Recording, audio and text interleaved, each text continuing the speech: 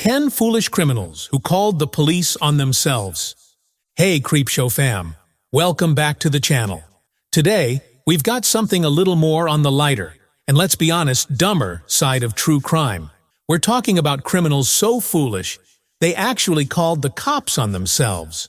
From burglars getting trapped to drug smugglers begging for an arrest, we're counting down 10 foolish criminals who called the police on themselves.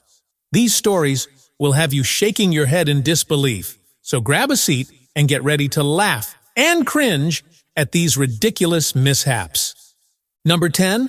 Leland, Ayala-Doliente, and Holland, Sward.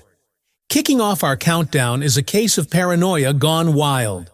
In early 2015, Leland, Ayala-Doliente, and Holland, Sward were driving from California to Montana with a whopping 9 kilograms, 20 pounds of marijuana stashed in their car.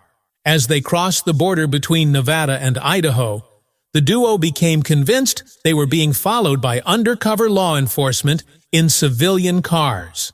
Instead of staying calm, the two men, growing more paranoid by the second, decided to pull over and call the police on themselves. Here's how the 911 call went. Hi, we're the two idiots that got caught trying to bring some stuff through your border, and all of your cops are just driving around us like a bunch of jackwagons, and I'd just like for you guys to end it, Doliente said, in one of the most bizarre 911 calls ever made. The dispatcher, understandably confused, quickly realized that no police were following the men at all. Nevertheless, she sent a patrol car to their location. When officers arrived, they found the two men waiting by the side of the road, hands on their heads, with the marijuana neatly tied up in a waste bag. Needless to say, both men were promptly arrested. Not surprisingly, both tested positive for marijuana, and Doliente also tested positive for cocaine and oxycodone. Sward ended up with 30 days in jail, but Doliente's sentence was far harsher. He got between 1.5 to 8 years in prison. Number 9. Rye Daniel Wardlaw. In mid-2018, Rye Wardlaw found himself in one of the most ironically ridiculous criminal situations ever. While breaking into an escape room in Vancouver, Washington, Wardlaw decided to help himself to a drink, a smartphone, and a remote control.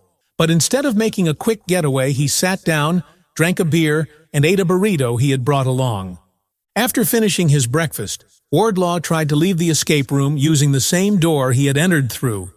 But here's where it all went wrong. When he broke into the room, he had damaged the doorknob, and now the door wouldn't open.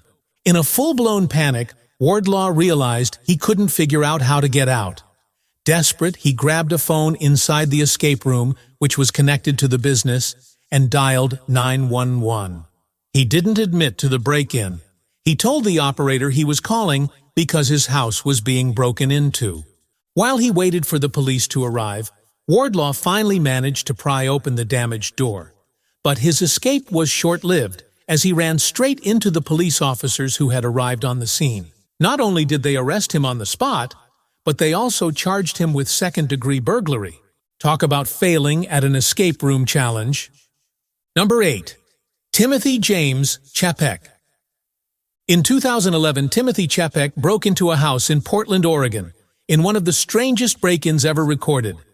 After entering the home, Chapek didn't head for valuables. Instead, he decided to take a shower. But his relaxing time in the bathroom was cut short when the homeowner, Hillary Mackenzie, returned. Panicking, Chapek locked himself in the bathroom and did something that left everyone baffled. He called the police on himself. Fearing the homeowner might be armed, he admitted to the break-in and begged the police to come help him. Meanwhile, Mackenzie heard his voice and immediately took action. She instructed her daughter to leave the house for safety, grabbed her 2 German shepherds, and confronted Chapek through the bathroom door. She asked the obvious question, "Why are you showering in my house?" Chapek's bizarre response, "I broke in, I was kidnapped." After exiting the house, Mackenzie also called the police. When officers arrived, Chapek stuck to his story, claiming that a group of men had kidnapped him and forced him into the bathroom. However, police quickly saw through his tale and arrested him. He was charged with criminal trespassing, a misdemeanor. Chapek's attempt to avoid trouble by calling the police on himself didn't work out quite as he planned, but it sure gave everyone a story to remember. Number 7. Michael Lester. On New Year's Eve 2017, Michael Lester made the unusual decision to call 911 and essentially turn himself in after driving drunk through Florida. During the call, Lester told the dispatcher that he had been driving intoxicated all night and was trying to get pulled over. To make matters worse, he admitted he was driving on the wrong side of the road and had no idea where he was. The dispatcher urged Lester to pull over, but before he complied, he decided to make a pit stop to look for something to eat. Lester then hung up, stopped in the middle of the road, and parked his vehicle. It didn't take long for officers to track him down. When they arrived, Lester failed the sobriety test almost immediately. He admitted to drinking 3 or 4 beers using meth and having only slept for 4 hours in the past 4 days. Lester was arrested and charged with driving under the influence, driving on the wrong side of the road, and driving without a seatbelt. His attempt to call the police on himself certainly made it easier for the cops to catch him, but it's hard to imagine what he thought the outcome would be. Number 6. Jesse Berube. In a case of criminal inspiration gone wrong, Jesse Berube decided to take a page from Santa Claus's playbook just a few weeks before Christmas in 2017. Regularly visiting Laurie's Little Shack, a California tavern, Berube thought it would be the perfect spot to rob. His plan? Enter through the chimney. After sneaking onto the roof, Berube attempted to slide down the chimney, which was less than 18 inches, 46 centimeters wide. Unfortunately for him, the narrow flue quickly became a major problem. When the chimney made a 90-degree turn, Berube got stuck and found himself completely unable to move. Realizing he couldn't wiggle his way out, Berube managed to reach his phone and call for help. Firefighters arrived on the scene and used specialized equipment to extract him from the chimney. Though he was covered in soot, Berube emerged without any injuries, but not without consequences. Once freed, Berube was promptly arrested and charged with 1 count of burglary. His attempt at a holiday heist might not have resulted in gifts, but it certainly left him with a story he won't forget. Stick with us as we continue to count down the most foolish criminals who practically gift-wrapped themselves for the police. Only here on Creepshow. Number 5. Derrick, Dionno, and Triston Crossland. In early 2016, Derrick, Dionno, and Triston Crossland found themselves in a predicament that escalated into a desperate call for help. It all began when a law enforcement officer in El Dorado County, California, noticed their vehicle swerving and attempted to pull them over. Inside the car, authorities later found methamphetamine, heroin, marijuana, and a firearm. Bad news for Crossland, who was already on parole, and Dionno, who had 4 outstanding warrants. Knowing that an arrest was inevitable, the men decided to make a run for it. They ditched their car and fled on foot, racing through a gorge, crossing a freezing river, and trudging across snow-covered land before disappearing into the woods. As temperatures plummeted, they managed to evade capture for several hours. During their escape, the 2 fugitives encountered a Forest Service officer who warned them of the dangers of freezing temperatures. But instead of heeding the advice, Dionno and Crossland continued running and hiding in the forest. Hours later, their situation became dire as the cold set in, and they realized they might freeze to death. In a desperate move, they called 911 and begged to be rescued. The next morning, a SWAT team located them, and by the time they were found, both men were suffering from hypothermia and likely frostbite. One law enforcement officer noted, "I have never seen 2 people happier to go to jail." Dionno and Crossland were both charged with a variety of drug offenses, as well as obstruction evasion of a peace officer, and possession of a felony offense. Number 4. Christopher Moore. In late 2012, Christopher Moore made a clumsy attempt at burglary when he broke into the Jarrow family home in Springtown, Texas, in the middle of the night.